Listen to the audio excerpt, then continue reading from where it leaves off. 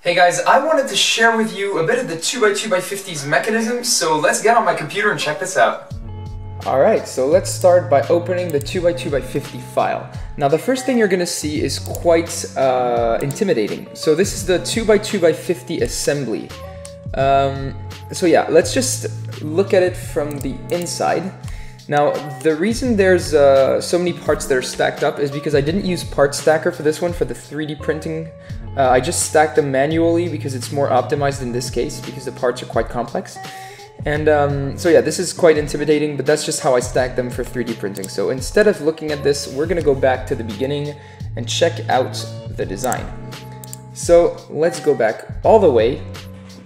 Now this is basically the sketch that I used to design it. As you can see, it's a big mess. And that's why I was saying that this mechanism is really complex. It's, in my opinion, more complex or complicated than the 33x33x33 mechanism. So what I'm gonna do instead is show you after I thickened the surfaces, just show you a section view of that so that we don't have all those dimensions.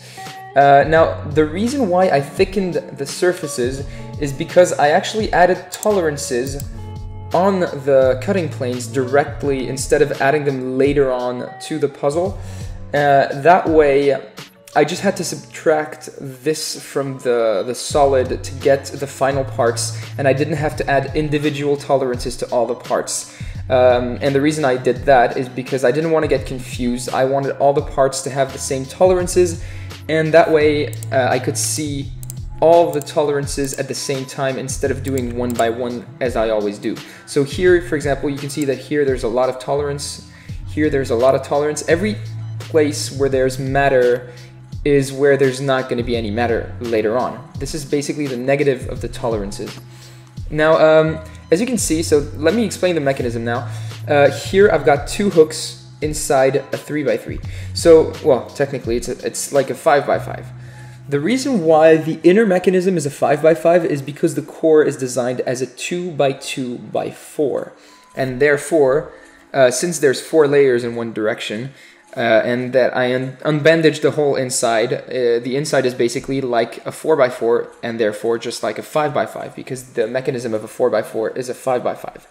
So that's a bit complicated. For those who don't know that, just open a 4x4, check out the 5x5 on the inside, and you'll understand what I mean. But basically here you've got one layer, the one that is here.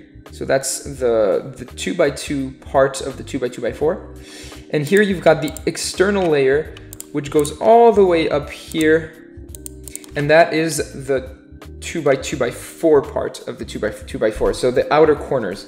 Now, so there's these two parts that are basically hooked inside the core, so they cannot move once the screws are in place, which means they are what is going to hold the whole puzzle together. Now, between, as I don't know if you can see it, but there's like this hook right there. It's part of that part here. It's part of the part that's on the inside. So there's one hook in that direction. And on the outer part, so the 2x2x4 section, there's also a hook right there. So there's an extrusion here and one on this side. And this is what holds everything together. So now, just like the 33x33, I went binary on this one. So I put one part in between the two parts. So the part that you see here goes between the two major ones. And then there's another part that goes in between each of those parts, right here and right there. So it's binary up to 1, 2, 3, 4, and 5. So it's binary up to 2x2x10, and then I just added hooks between the layers. And here, it's not like the 33x33 where I added like 3 layers in between each. Here I added 1, 2 layers on top, 1, 2, 3 layers here, 1, 2, 3, 4 layers there, 1, 2, 3 layers here, and 3 layers there. So it was pretty arbitrary. I just chose randomly just because that's the only thing that actually fits in there, because there's so many moving parts. You have to fit all of that into a small space, and that was difficult. So I just chose arbitrarily where my hooks would go and how many parts would go between each major part.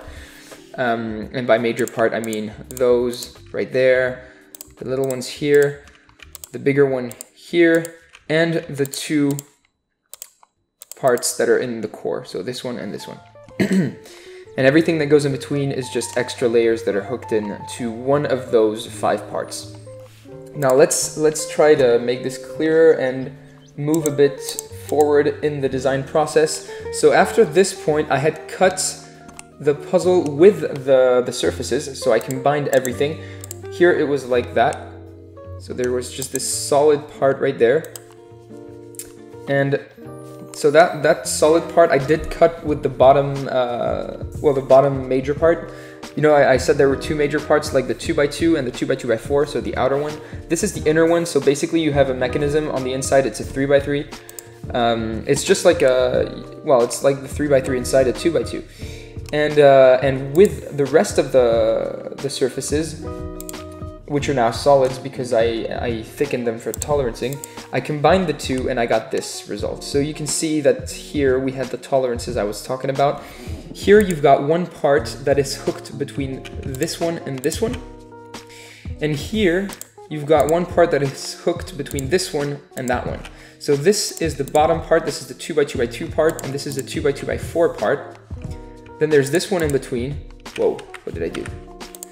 There's this one in between, and in between this one, there's these two. And as you can see here, there's 2 parts over the hook. Now they just hold thanks to this and the next parts. They are hooked onto this hook right there. These 3 parts right there. So there's 2, then 3, then 4, and then 3 and 3. And as you can see, every single part here is hooked into this one or this one, and they're held into place with this one as well. Here, all of those are held into this one, and these 3 into this one, and these 2 between this one and that one, which holds these 2 in place and is held in place by this hook. So it's quite complex. It's much more complex than what I usually do, but basically when you isolate a part, for example, you can see that it's just like a revolution of the sketch that you see here around the axis that goes right here. So if you revolve this sketch around this axis, you basically get this shape right there. And all the parts are like this, so obviously they can spin since it's a revolution around one axis.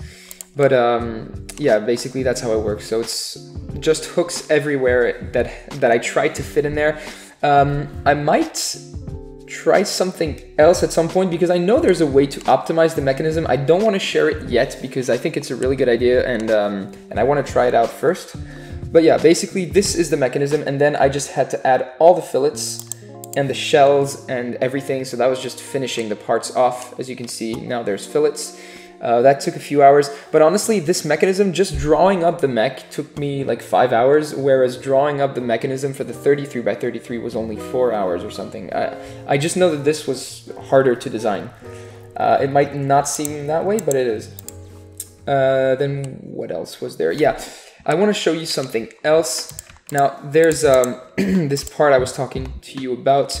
You see, I said it was a 5x5 mechanism in there. As you can see, there's one part here, this one, which is the 5x5 edge, and then this part here. Now, the reason why I removed matter here to make it so that a part like this could fit on the other side is that if this edge is in the wrong orientation, then this part is still going to be able to slide. Because otherwise, well, if you didn't unbandage it, this would just be like all the way up to here, and you wouldn't have this part that can slide in there. So basically when it's in the wrong orientation, this would be fused to this, and this could not turn because it's part of the same rotational layer as this part. So that's just the explanation. Sorry, I'm having trouble speaking tonight. The explanation for the 5x5 mechanism and why you need to unbandage it that way. And the core is just, well, obviously it's a 2x2 on the inside, so you have to fuse one part with the core. Now, it's this part. That's just one of the 2x2 corners.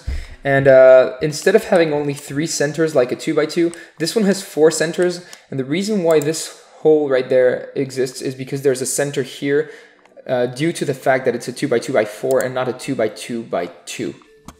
where this would actually need to be fused to the center that's over this hole. So yeah, this is the mechanism of the 2x2x50. I hope I was clear enough. Don't hesitate to pause at some points in the video to check out the mechanism a bit more clearly.